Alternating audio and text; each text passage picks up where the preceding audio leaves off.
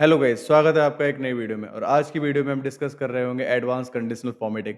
Previous video में हमने बात की थी बेसिक कंडीशनल फॉर्मेटिंग के बारे में और आज हम स्टार्ट करते हैं advance. Okay, so advance conditional formatting में हम नए रूल्स अप्लाई कर रहे होंगे जो कि हम खुद से कुछ फॉर्मूलेस लिख रहे होंगे, उसके बेसिस पे कुछ रूल्स अप्लाई हो रहे होंगे। ओके, जिसे हम एडवांस कंडीशनल फॉर्मेटिंग बोल रहे हैं। बाकी जो बेसिक कंडीशनल फॉर्मेटिंग थी, वो मैंने पिछली वीडियो में डिस्कस की थी। अगर आपने वो वीडियो नहीं देखी हो, ठीक है, आप प्लेलिस्ट को एक्सेस करके उस वीडियो को देख सकते हैं। I will put the link in I button as well. Okay, आप उस पे क्लिक करके भी देख सकते हैं। ओके, तो आई होप मेरी स्क्रीन आपको दिख रही होगी।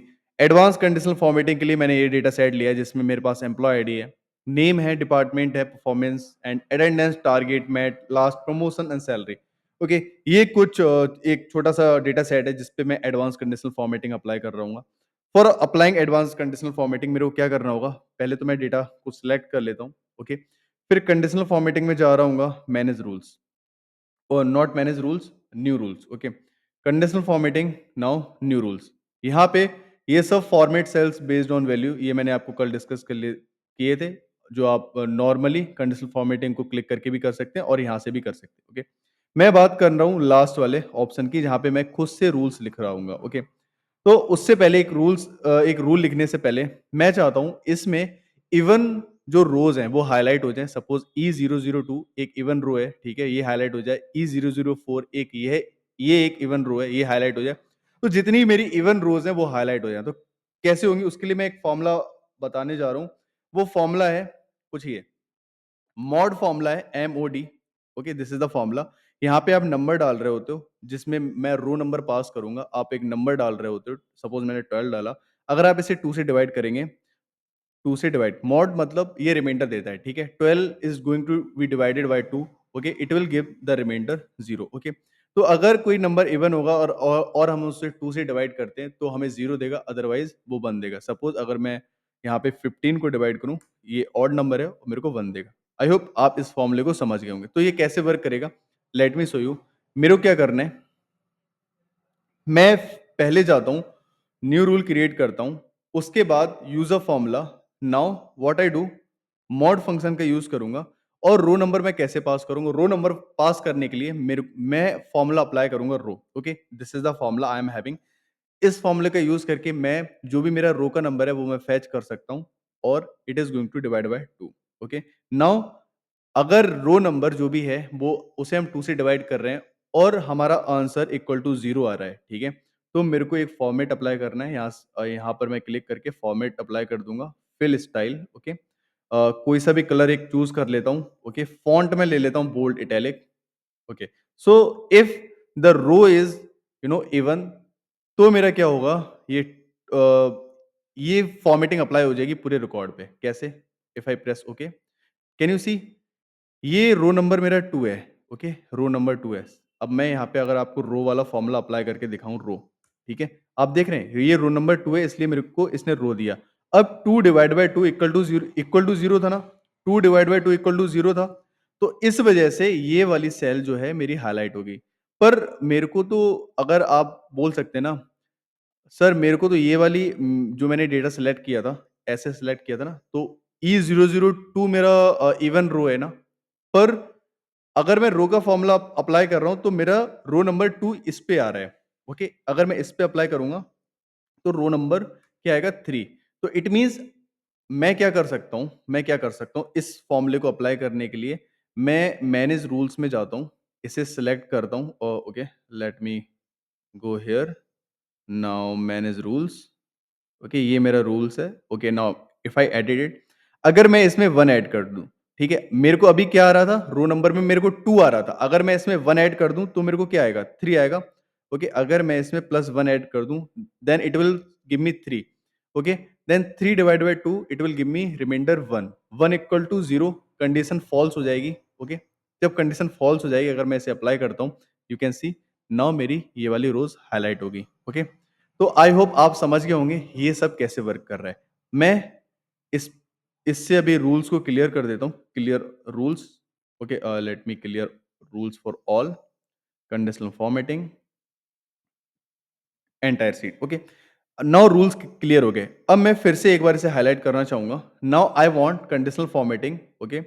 नाउ न्यू रूल में जाता हूँ, उसके बाद फॉर्मूला बार में जाता हूँ और फिर से मॉड फंक्शन अप्लाई करता हूँ। अब मैं कहता हूँ जिसकी सैलरी जो है ना, जिसकी सैलरी सैलरी छोड़ो, जिसका परफॉर्मेंस स्कोर इवन है, ठीक है?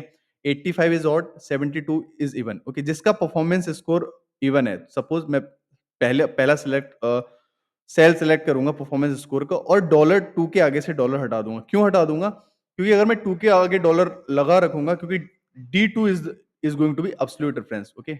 मैं D को तो एब्सोल्यूट रेफरेंस चाहता हूँ, क्योंकि मैं नहीं चाहता ये D, E हो जाए और C हो जाए, मैं नहीं चाहता। पर 2 जो है मेरा चेंज हो, क्योंकि 85 के बाद 72 पे आएगा, 91 पे आएगा। अगर मैं डॉलर लगाए रखता हूँ, तो बस जो भी कंडीशनल फॉर्मेटिंग लगा रहा हूँ, वो बस 85 पे अप्लाई होगी। इसलिए मैंने डॉलर सिंबल हटा दिया। Now divide by 2, okay. इसे जो सैलरी है, ओके, जो परफॉर्मेंस स्कोर है, मैं इसे डिवाइड बाय 2 कर रहा हूँ। अगर ये इक्वल टू 0 है, तो मैं फॉर्मेट दे देता हूँ। ये फॉर्मेट मेरे को अप्लाई करके दे दो, okay. Fill this format now, okay. Now okay, okay. Now can you see जिसका परफॉर्मेंस स्कोर इवन है, वो सब हाइलाइट हो गए, जिसका ऑड है वो हाइलाइट नहीं हुए, ठीक है। आई होप आप समझ गए होंगे कंडीशनल फॉर्मेटिंग हम कैसे अप्लाई कर रहे हैं इस पे, ओके। मैनेज रूल्स पे जाता हूँ, ओके। इस रूल को मैं डिलीट कर देता हूँ, ओके। नाउ ओके, मेरा रूल डिलीट हो गया है, ठीक है। मैं फिर से पूरा कॉलम सेलेक्ट करता हूँ।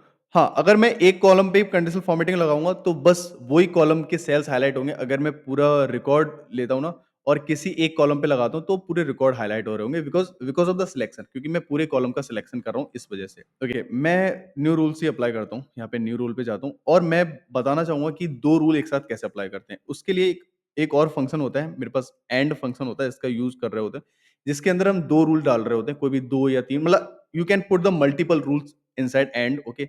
अगर वो सब रूल्स, ओके, ट्रू होंगे, ट्रू मीन्स कि सब रूल सैटिस्फाई कर रहे होंगे, तभी आपका फॉर्मेटिंग अप्लाई हो रहा होगा, अदरवाइज़ आपका फॉर्मेटिंग अप्लाई नहीं हो रहा होगा। तो मैं क्या करना चाहूँगा, मैं बोल रहा हूँ मेरा परफॉर्मेंस स्कोर जो है ना, ऑब्वियसली मैं ये सिलेक्ट करूँगा और डॉलर हटा दूँगा 2 के आगे से। Now performance score divide by 2 करूँगा, okay. Now let me take the performance score, now 2 comma divide by 2, okay. Mod function मैंने अप्लाई कर दिया, okay. Now I am saying ये इक्वल टू क्या होना चाहिए? 0 होना चाहिए, ठीक है? फर्स्ट कंडीशन ये होगी, ये इक्वल टू 0 होना चाहिए। सेकंड कंडीशन मेरी क्या हो जाएगी? सेकंड कंडीशन मैं चाह रहा हूँ मेरी अटेंडेंस जो है ना, अटेंडेंस छोड़ो, अटेंडेंस नहीं लेना मेरे को। मेरी जो सैलरी है, ठीक है? मेरी सैलरी है, सैलरी इसके भी 2 के आगे से डॉलर हटा दूँगा, क्योंकि मेरे को नीचे भी सैलरी इंस्पेक्ट करनी है। अगर मेरी सैलरी ग्रेटर देन है, क्या? ग्रेटर देन क्या है? मेरी सैलरी अगर ग्रेटर देन 50,000 है, ठीक है? ग्रेटर देन 50,000 है, तभी अप्लाई करो, ओके। अब कैन यू सी मैंने यहाँ पे 2 रूल्स अप्लाई करे हैं। एक तो मेरा जो परफॉर्मेंस स्कोर है वो मेरा इवन होना चाहिए, साथ-साथ मेरी सैलरी जो है, ग्रेटर देन 50,000 होनी चाहिए, तभी मेरी कंडीशनल फॉर्मेटिंग अप्लाई होगी। तो हम कैसे करेंगे? यहाँ पे जाऊँगा, ओके पे प्रेस करूँगा, okay, okay. Now can you see मेरी ये वाला, ओके, परफॉर्मेंस स्कोर इसका इवन है, इसका ही परफॉर्मेंस स्कोर इवन है। सैलरी इसकी ग्रेटर देन 50,000 है, इसका ही परफॉर्मेंस स्कोर इवन है, सैलरी इसकी ग्रेटर देन 50,000 है, इसका ही परफॉर्मेंस स्कोर है। नाउ कैन यू सी इसका परफॉर्मेंस स्कोर इवन है, पर इसकी सैलरी जो है ग्रेटर देन 50,000 नहीं है। नाउ अगर मैं और किसी की बात करूँ, ओके, ओके, ये सब ऑड है बकाया, ठीक है ना? और यहाँ पे अगर बात करो, ये सब सैलरी इसकी 50,000 से ज़्यादा है, पर परफॉर्मेंस स्कोर जो है ऑड है। तो इस वजह से ये चीज़ें हाइलाइट नहीं हुई। आई होप आप समझ गए होंगे ये हम कैसे हाइलाइट कर रहे हैं, okay. So this is how you can apply condition formatting, okay. You can put the formulas, okay.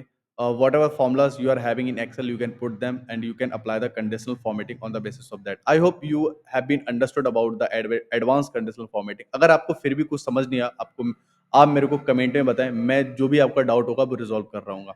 Okay, so that was it for this video. We will meet in next video with another topic in Excel. Thank you.